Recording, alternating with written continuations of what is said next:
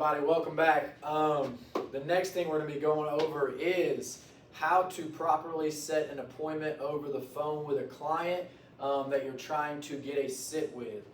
So there's a few different reasons. I personally, if I'm working direct mail, I'm going to try to avoid getting on the phone with that lead. I really want to see them face to face. I just feel like my opportunity, my comfort level, and my closing goes up a large amount by going and seeing those people face to face. Right.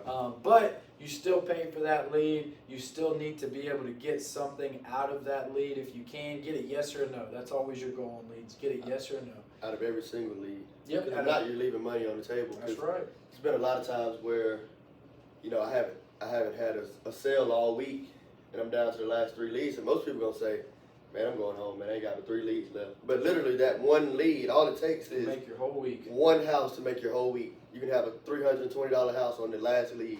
So that's why it's always important to make sure that you see every single lead. One of the other things that, man, as a manager, this will irk you. You go out and you don't get an answer on all your leads, but that lead still stays in your stack. Well, then the next week in your mind, you're thinking, I got 10 leads. I only got to get 15 this week, because I got 10 I'm going into next week with. No, those 10 leads are leads you've already attempted a few times, and there's a reason why they're still in the stack. Right. And so, but let's go over real quick why we would call on a lead to be able to sit down with them. I've got a direct mail lead piece that's got a P.O. box, no address, just a phone number. Obviously, I'm going to have to call if I want to get anything out of that, or you can use white pages to attempt to get an address. Right. There's different been verified. There's different apps out there to be able to do that. Right. But again, suppose we can't get that address. Now that's a good reason. You show up to a house and the person moved. Another good reason. Right. If you can't get that address from the person where they moved to. Another good reason is you've been there 3 or 4 times. It's a Wednesday. You know that's your last day in the area, and you're somebody that might travel to different areas regularly. Might be a good reason to get on the phone and try to get an answer out of that thing. And so obviously there's some other reasons why you would want to call and set that appointment. But let's kind of get into what it looks like once you call and what's your energy and also what you need to be saying on that phone to close an appointment, because you ain't selling life insurance over the phone. No. So just always basically just the same as the door approach. Try to treat it like that. You don't say life insurance over the phone. Basically, you're just trying to get them to set an appointment with you either for that day or for a later day. But your whole goal is to get in front of that person. That's right. Because we're seeing a 50, 85-year-old. Right. They're in our market for life insurance. And they filled out the card about life Don't insurance. feel like you need to be like, hey, this is about life insurance. Oh, you're not interested?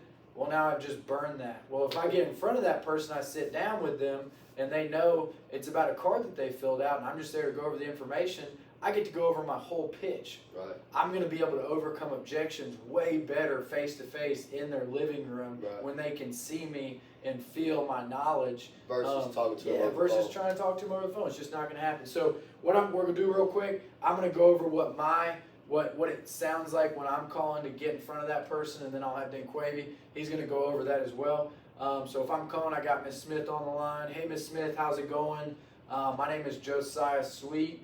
I'm really just calling you for something very simple today. You had sent in a card to us, and my job is to be able to come out and go over that information with you, just help you out with any way that I can. Right.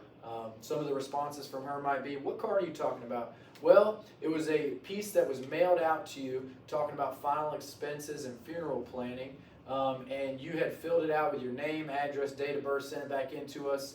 Again, my job's real easy. I just come by, I go over that information with you. If there's a way that I can help you, then that's what I do.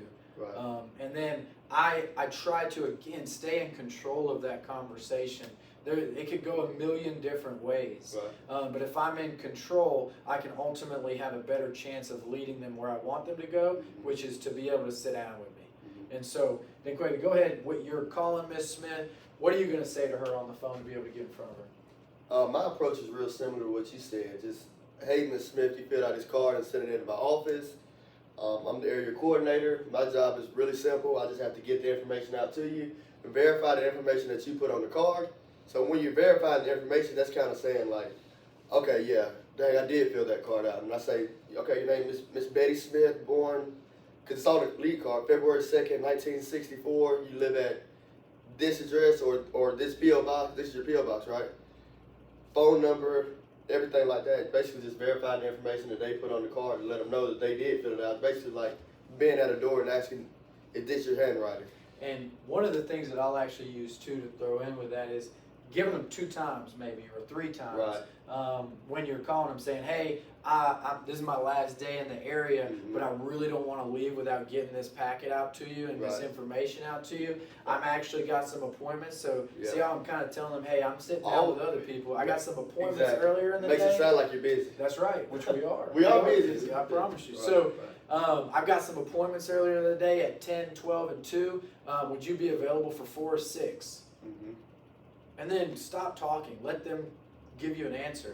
Right? Don't just keep rambling. But 4 or 6, which ones of those are going to work best for you, me to stop by and drop off this information? Right. And another thing to add to that is you can kind of ask them at the beginning when you first get them on the phone, once you've verified their information that they put on the card, you can kind of say, are you still working or are you retired? So that kind of lets you know which time frame to pick.